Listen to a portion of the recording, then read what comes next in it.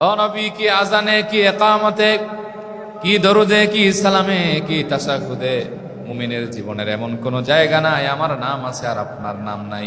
ও হাবিব, যেখানে আমার নাম আছে সেখানে আপনার নামটারও আমি যুক্ত করে সমুন্নত করে দিলাম। সুবহানাল্লাহ। আজানের ভেতরে আমার নবীর নাম আছে না নাই?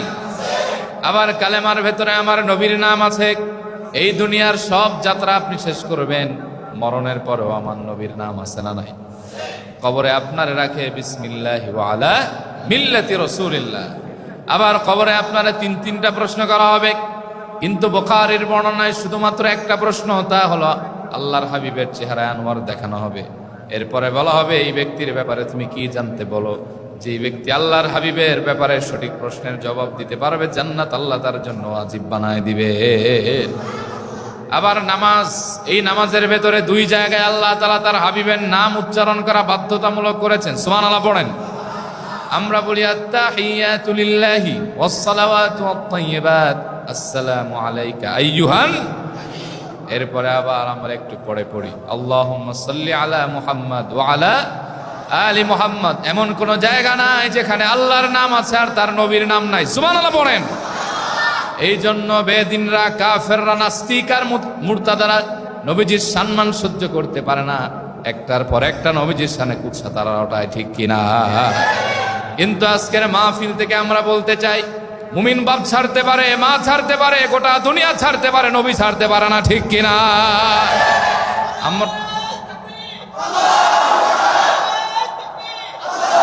আল্লাহ তাআলা তার হাবিবকে যে চরিত্র দিয়েছেন, গোটা আলমে কোন নবী, কোন রসুল, কোন জ্ঞানী, মহাজ্ঞানী কেটা দেয় নাই। সুবহানাল্লাহ পড়েন। রব্বুল আলামিন তার হাবিবের ব্যাপারে বলেন, ওয়া ইন্নাকা লাআলা খুলুকিন আযীম। হাবিব রে, আমি রব্বুল আলামিন আপনাকে একটা মহান চরিত্র দান করে দিয়েছি। লা মিসাল লাহু ফিল খালক। গোটা সৃষ্টিতে যার কোনো মিসাল নাই। সুবহানাল্লাহ পড়েন। কেমন চরিত্র?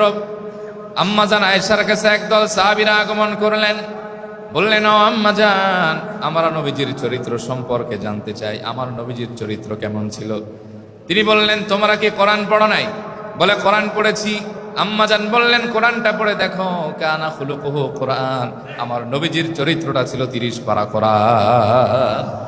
যে কোরআন আপনি আমি পড়ি, এটা হচ্ছে থিওরিক্যাল, আর প্র্যাকটিক্যাল কোরআন ছিল আমার নবী। সুবহানাল্লাহ পড়েন। তার গোটা জিন্দিগিটাই ছিল নূরে ঝলমল। তার চেহারার ভেতরে, চরিত্রের ভেতরে কোনো খুঁত ছিল না। নবীজি বলেন, আদাবানি রাব্বি ফাহসানা তা'দীবি, আল্লামানি রাব্বি ফাহসানা তা'লিমি।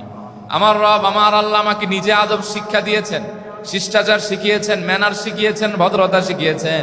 এই জন্য পৃথিবীর মার্জিত আচরণ অধিকারী আমি রাসূল নিজেই। সুবহানাল্লাহ পড়েন। আল্লামানি রাব্বি ফাহসানা তা'লিমি।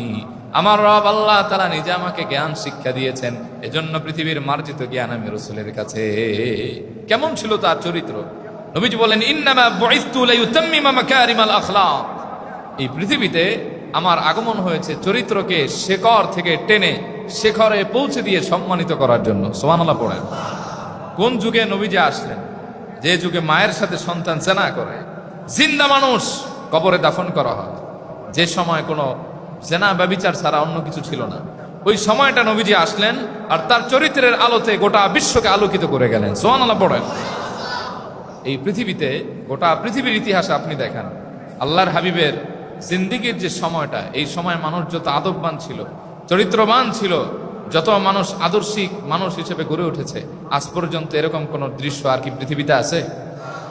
এই বিশ্বে এত বড় বড় ইউনিভার্সিটি, পারবে একটা ইউনিভার্সিটি সাইয়েদনা আবু বকর বানাতে? গোটা পৃথিবীর বিশ্ববিদ্যালয়গুলিকে একজন ওমর বানাতে পারবে নাকি? একজন ওসমান বানাতে পারবে? একজন আলী বানাতে পারবে? আদনা একজন সাহাবী বানাতে পারবে? নবীজির চরিত্রের রৌশন এমন ভাবে মানুষের অন্তরে পৌঁছে গেল, যেই মানুষরা ছিলেন সতীত্বের জম, তারা সতীত্বের পাহারাদার হয়ে গেছে। সুবহানাল্লাহ পড়েন। যেই মানুষদেরকে দেখলে মানুষ ভয় পেত, তারা মানুষের আমানতদার হয়ে গেছে। সুবহানাল্লাহ পড়েন। আজ আমরা দেখি আমাদের বড় বড় ইউনিভার্সিটিতে, বড় বড় কলেজ, বিশ্ববিদ্যালয়তে চরিত্রের বালাই মাত্র নাই। 100 জেনা করে মানুষকে মিষ্টি খাওয়ায় ওরকম কুলাঙ্গার আছে না নাই? আবার আমরা দেখি চোর সন্দেহে সামান্য জিনিস নিয়ে ভাত খাওয়ায়া মানুষ মারে, এরকম আছে না নাই? এগুলো মানুষ নামের পশু। এদের সাথে সভ্যতার কোনো সম্পর্ক এই বিশ্ববিদ্যালয়গুলিতে যদি আমার নবীর চরিত্র শেখানো হতো, আমার নবীজির শিষ্টাচার শেখানো হতো, এই বিশ্ববিদ্যালয় কোনো এক জায়গায় কোনো জেনার সন্ধান পাওয়া যেত না, ঠিক কিনা? কোনো মানুষ ধর্ষণ হতো না, রাতের বেলায় কোনো মানুষ নিরাপত্তাহীনতায় ভুগত না, গোটা মানুষগুলা নবীজির চরিত্রের আলোয় আলোকিত হয়ে যেত। কেমন চরিত্র ছিল তার! তিনি ছিলেন সফট হার্টেড পার্সোনালিটির একজন মানুষ। তার দিলে ছিল দয়া, মায়া, অনুগ্রহ, অনুকম্পা। জিন্দিগিতে কোনোদিন কাউকে গালি দেন নাই, কারো অমঙ্গল কামনা করেন নাই। নিজে আঘাত প্রাপ্ত হয়েছেন, প্রত্যুত্তরে কোনো আঘাত দেন নাই। সুবহানাল্লাহ পড়েন। যে মানুষগুলি সুদীর্ঘ 23 বছর নির্যাতন করলো, 10 বছর দেশ ছাড়া করলো, সেই মানুষগুলিকে ক্ষমতা পেয়ে বলেছিলেন, লা তাসরিবা আলাইকুমুল ইয়াউম, আজকের দিনে তোমাদের প্রতি আমার কোনো অভিযোগ নাই, হিংসা নাই, প্রতিহিংসা নাই, কোনো প্রতিশোধ নেওয়া হবে না। ইযহাবু ওয়া আনতুমুত তুলাকা, যাও, আজ থেকে তোমরা স্বাধীন মুক্ত, আমি রাসূলুল্লাহ সবাইকে মাফ করে দিলাম। এজন্য পৃথিবীতে স্থায়ী হতে চান, চরিত্র এবং আদর্শ হৃদয়ে লালন করেন। পৃথিবীতে কখনো ক্ষমতা দিয়ে স্থায়ী হওয়া যায় না। চরিত্র এবং আদর্শ যদি ঠিক থাকে, পৃথিবীতে আপনি স্থায়ী হয়ে যাবেন। সুবহানাল্লাহ পড়েন।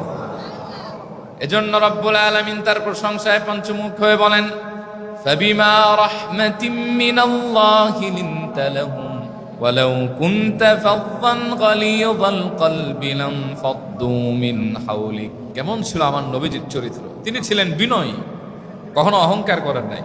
কিন্তু আমাদের এলাকার পাতি নেতাদের গরম এলাকায় ঘুমানো যায় না, এরকম আছে না নাই?